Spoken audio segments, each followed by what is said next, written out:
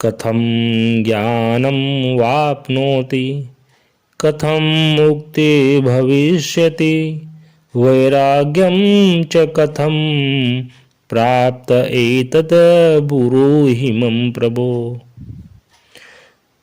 राजा जनक ने ज्ञान प्राप्ति और मुक्ति को प्राप्त करने हेतु अष्टावक्र के सामने अपनी इच्छा प्रकट करते हुए कहा कि हे स्वामी, ज्ञान किस प्रकार प्राप्त होता है और मुक्ति कैसे होती है एवं वैराग्य की प्राप्ति किस प्रकार संभव है, इसके विषय में मुझे विस्तार पूर्वक बताइए। अध्यात्म में ज्ञान का अर्थ है आत्मज्ञान। आत्मज्ञान ही परमात्म ज्ञान है। बाकी सब वैज्ञानिक सिद्धांत या जानकारी हैं, सूचनाएं हैं जो कि बाहरी व्यवहार से प्राप्त होती हैं। यह जड़ चेतना उस प्रकट तत्व की ही अभिव्यक्ति है, उसी के द्वारा सारे खेल का संचालन हो रहा है। आत्मज्ञान तत्व ही इस सारे संसार का मूल आधार है, जो कि समस्त जड़ चेतन में समाया हुआ है।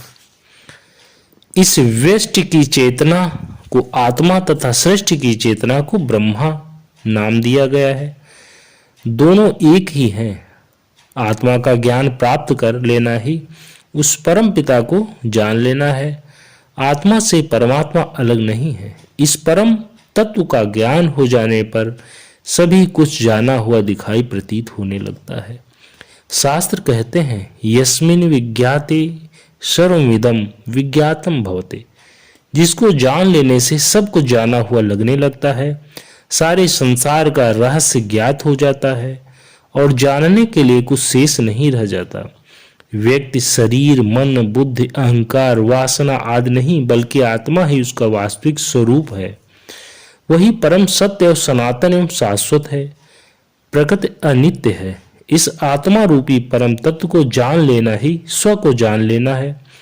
अज्ञानी व्यक्ति प्रकृति को ही जानते हैं, जो कि विशाल है, इंद्रियों के द्वारा ग्रहण करने योग्य है, जबकि ज्ञानी पुरुष परम तत्व को जान लेते हैं, जो कि बहुत सूक्ष्म है और इंद्रियों के द्वारा ग्रहण भी नहीं किया जाता। इस आत्मज्ञान रूपी परम तत्व को जान लेने से ही होती है मुक्ति। इस संसार का मूल तत्व को जान लेने से सारे संसार का ज्ञान हो जाता है, सारे संदेह समाप्त हो जाते हैं, व्यक्ति शांत हो जाता है।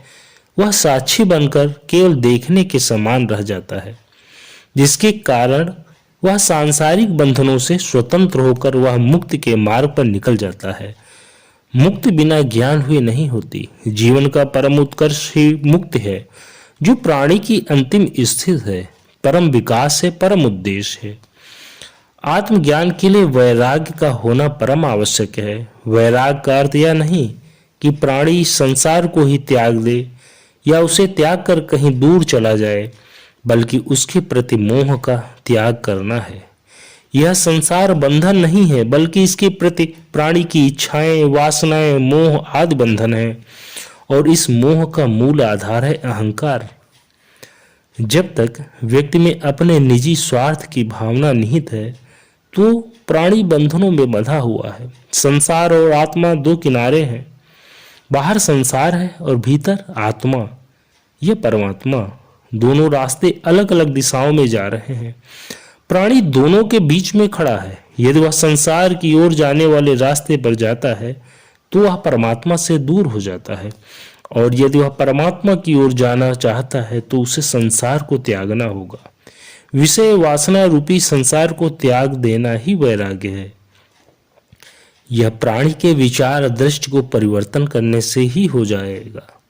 शहर को त्याग कर जंगल से में बसेरा कर लेने से नहीं होगा, जब तक उसकी विचार दृष्टि में परिवर्तन न हो। यदि प्राणी विषय वासना रूपी संसार का त्याग कर देता है, तो वह ज्ञान प्राप्त करने का अधिकारी हो जाता है।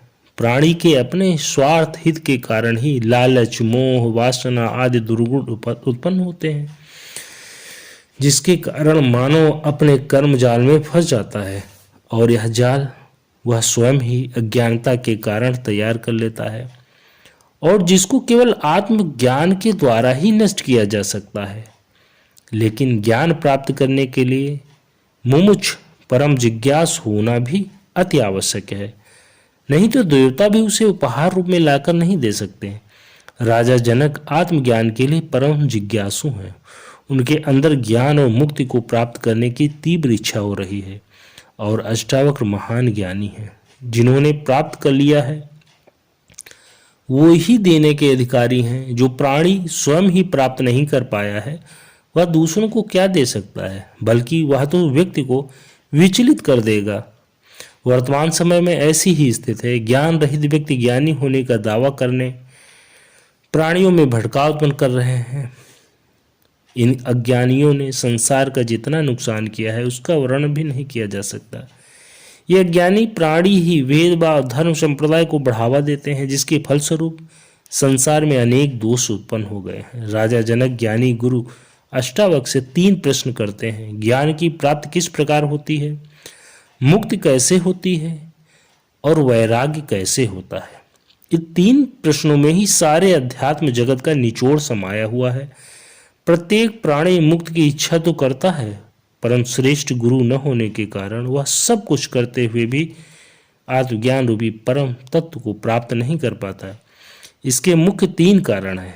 स्वयं में जागरूक न होना, स्वयं का पात्र अपात्र होना और श्रेष्ठ गुरु का उपलब्ध न होना। ये तीनों जहाँ पर मिलकर एक हो जाते हैं तो ऐसी स्थिति को संगम त्रिवेणी कहा जा सकता है और वहाँ पर चेतना अवश्य ही प्रकट होती है। जिज्ञासु राजा जनक की पात्रता का परीक्षण करने के बाद अष्टावक्र ने अपनी पूरी ज्ञान शक्ति के माध्यम से सारा ज्ञान सारभूत रूप में बंद करके उनके अंदर उलट दिया और तीनों प्रश्नों का उत्तर 3 वाक्यों में देकर समाधान कर दिया।